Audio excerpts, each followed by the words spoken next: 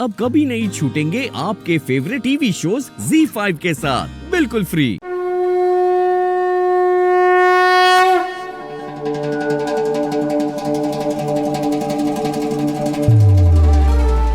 कीर्तन बेटा, तुम जाओ, जाके डॉक्टर खेलो। मुझे यहाँ कुछ और खेल खेलना है। लव यू बच्चा। Love you too mom. See you. हाँ बाय बाय। छोटी भाभी, इस लड़की ने तो हमारी ही मंदिर में आपका भिखारियों जैसा हाल बना दिया था। इतनी बेइज्जती की थी कि कहीं पे चेहरा दिखाने लायक ही नहीं छोड़ा। इसलिए तो छोड़ूंगी तो मैं भी नहीं उसे।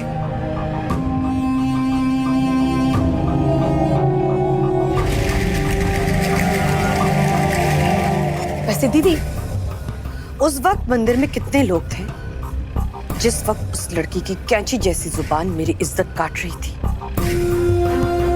100, 200। अब मैं पूरे बनारस के सामने इसकी इज्जत उतारूंगी। बस एक बार उस बच्चे की जान निकल जाए, फिर उसकी अकड़ निकालूंगी मैं। डरती तो मैं भगवान से भी नहीं। फिर ये तो एक मामूली सी लड़की है। हे भोलेनाथ, हम उस बच्चे को सिर्फ बचाना चाहते थे। हम मानते हैं कि हमसे गलती हुई। हमारे पास वो प्रोसीजर करने का ना तो लाइसेंस है और ना ही डॉक्टर की डिग्री। लेकिन अगर उस बच्चे को हम ऐसे ही मर जाने देते तो वो गलती नहीं, वो गुनाह होता। और इस कांड में ना असली विलन तो वो डॉक्टर था जो थ्योरी झाड़ा था। यहाँ गले के नीचे थायराइड कार्टिलेज के नीचे एक छेद करना होगा स्कैल्पेल से। लेकिन जब प्रोसीजर का वक्त आया तो फ्रीज हो गया। आखिर क्यों नहीं आ रहे आप? चलिए। हमें तो लगता है कि वो कोई झोला झाप डॉक्टर था, पर फिर भी भोलेनाथ, जो सजा है ना वो हमें दीजिएगा, उस बच्चे को नहीं। प्लीज भोलेनाथ, गलती हुई है लेकिन गलत मत होने देना।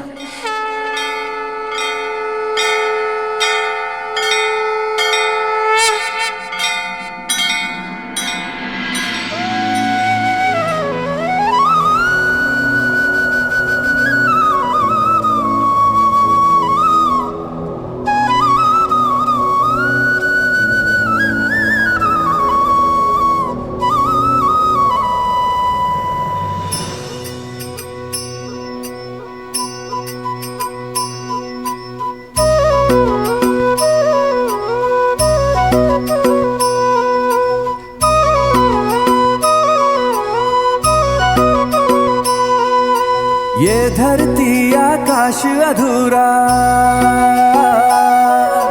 ये धरती आकाश अधूरा, टूटे दिल के तार रे, प्यार के ढाई अक्षर में जीवन डॉक्टर साहब, पूरा सार रे। पूरी होती है ये कहानी शिव शक्ति के प्यार से। खुशी से झूमे मन, शिव शक्ति का मिलन, चले मदमस्त पवन, शिव शक्ति का मिलन। खुशी से झूमे मन, शिव शक्ति का मिलन, चले मदमस्त पवन, शिव शक्ति का मिलन। शक्ति, चल अब जल्दी, वरना मम्मी आग बबूला हो जाएगी। आगे बोलो। हाँ बस दरवाजे पे ही है। डॉक्टरों ने बहुत कोशिश की, फिर भी बच्चे को बचा नहीं पाए, और इस बच्चे की मौत की जिम्मेदार ये लड़की है।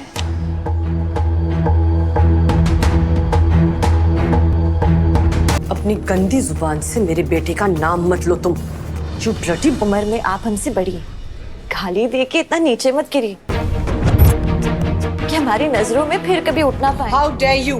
आंटी जी, हम उन लोगों में से नहीं है जो ऊंची आवाज से डर जाए। लेकिन हाँ, डर तो आपका बेटा कीर्तन गया था। उस बच्चे को देख के उसके हाथ वैसे थर थर कांप रहे थे।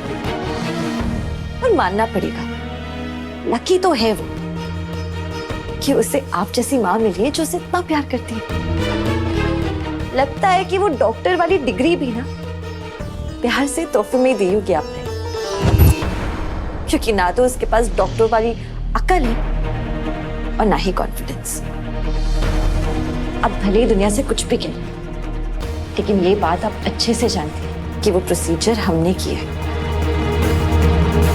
उस बच्चे की जान हमने बचाई है, आपके बेटे ने नहीं। कुछ चीजें ऐसी होती हैं जो अगर डॉक्टर करे तब प्रोसीजर कहलाता है, अगर कोई और करे तो उसे मर्डर कहा जाता है। इसी चीज को लेकर मैं तुम्हें जेल भेज सकती थी। इस बार तो तुम बच गई, पर अगली बार तुम्हें भोलेनाथ जी भी मुझसे नहीं बचा पाएंगे। भले ही हम अभी डॉक्टर नहीं हैं, लेकिन बहुत जल्द बन जरूर जाएंगे। हमने अपना नीट क्लियर कर लिया है, कॉलेज में एडमिशन हो जाएगा हमारा। लेकिन आपके बेटे का क्या? डॉक्टर वाली डिग्री तो है, लेकिन नॉलेज वो कहाँ है? मेरे बेटे की चिंता तुम मुझ पर छोड़, अपनी चिंता करो।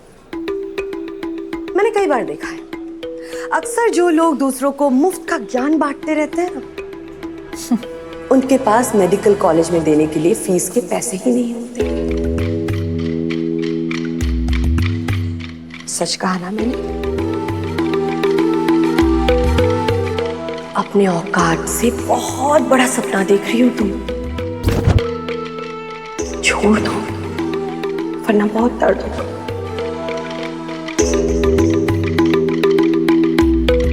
ये कोट किसका पहना है तुमने? डॉक्टर शिव का? इसका मतलब तुम सिर्फ मर्डरर ही नहीं, चोर भी हो।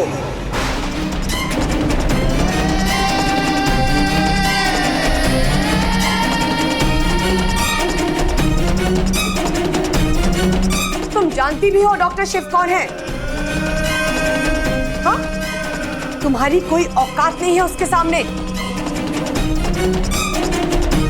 तुमने कहा था कि भोलेनाथ के सामने मेरी कोई हैसियत नहीं है। जो इस पूरे ब्रह्मांड का करता धरता है, आपकी या किसी और की क्या हस्ती, जो उस आदिदेव भोलेनाथ महादेव के मंदिर का करता धरता हो। तो डॉक्टर शिव के सामने तुम्हारी कोई हैसियत नहीं है। तुम रास्ते की धूल हो और डॉक्टर शिव इंडिया के सबसे बड़े न्यूरोसर्जन।